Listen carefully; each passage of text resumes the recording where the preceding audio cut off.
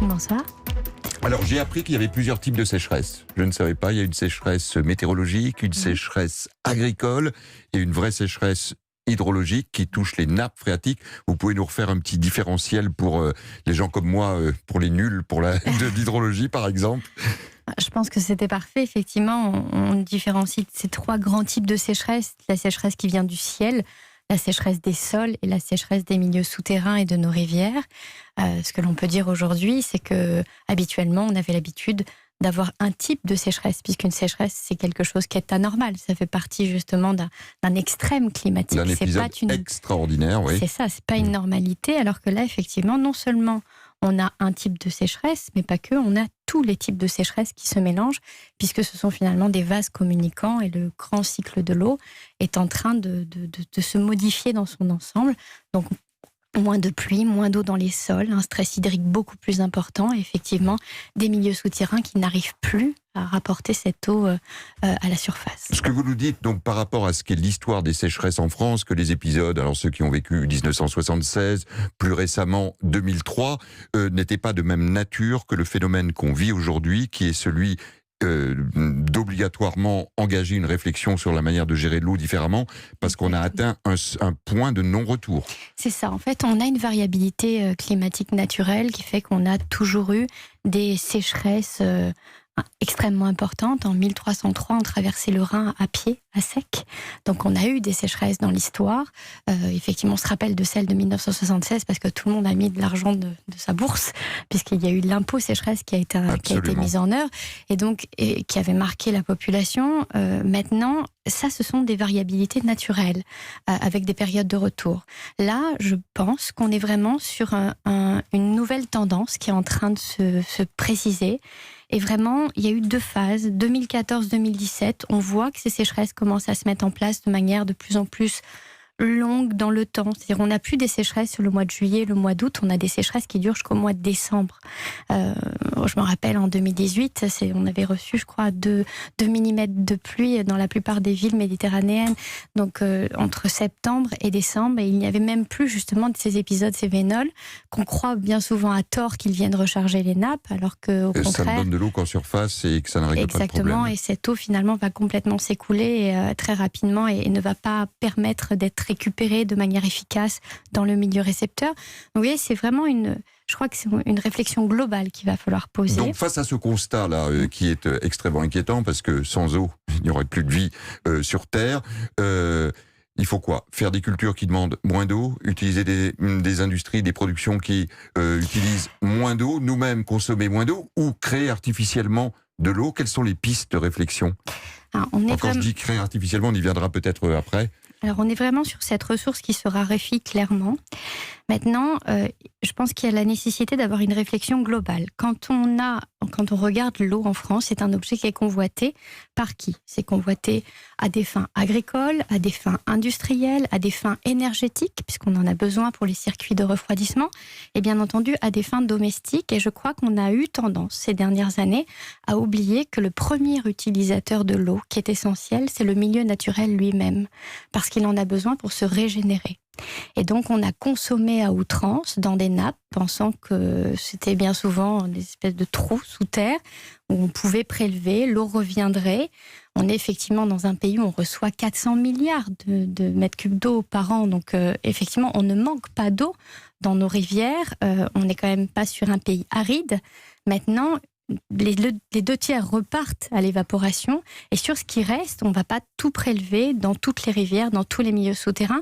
Et donc à ce moment-là, se pose le problème de cette gestion de la ressource et des conflits d'usage qui peuvent se poser derrière.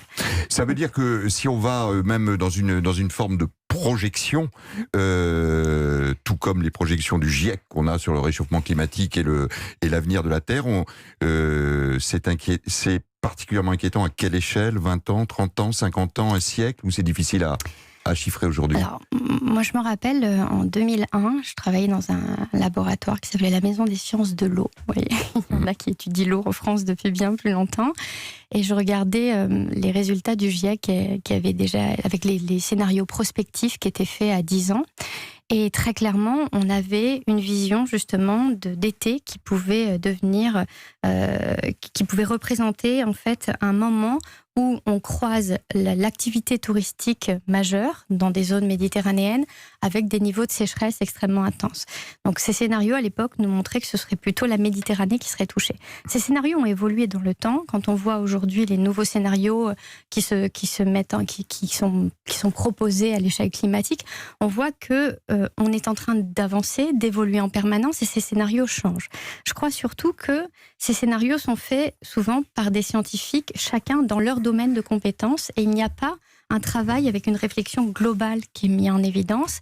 Or, en fait, les territoires sont complexes. C'est-à-dire qu'on ne maîtrise pas tout. Quand on fait de la modélisation hydrologique, on fait de la modélisation entre la pluie et le débit.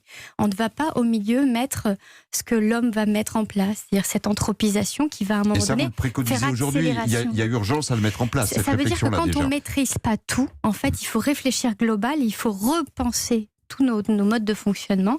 Nos modes de fonctionnement, bien sûr, vous me parliez tout à l'heure, agricoles, parce qu'effectivement, ce sont les plus grands... Je donne un chiffre, 1 kilo de maïs, c'est 238 litres d'eau. Oui, et puis surtout, il nécessite d'eau au moment où on en a le moins. C'est surtout la vraie problématique, c'est que ce sont les plus grands utilisateurs d'eau dans les périodes de plus grand stress hydrique. Donc je crois qu'on doit vraiment repenser de manière globale cette gestion à l'échelle agricole, mais il existe d'autres éléments à analyser. Je vous donne 2 exemples. Par exemple, il va falloir travailler sur le fait de ralentir la vitesse de l'eau. Pourquoi ? Parce que à force d'avoir canalisé toutes nos rivières, en fait, l'eau n'a pas le temps de justement recréer ce lien qui existe avec la nappe.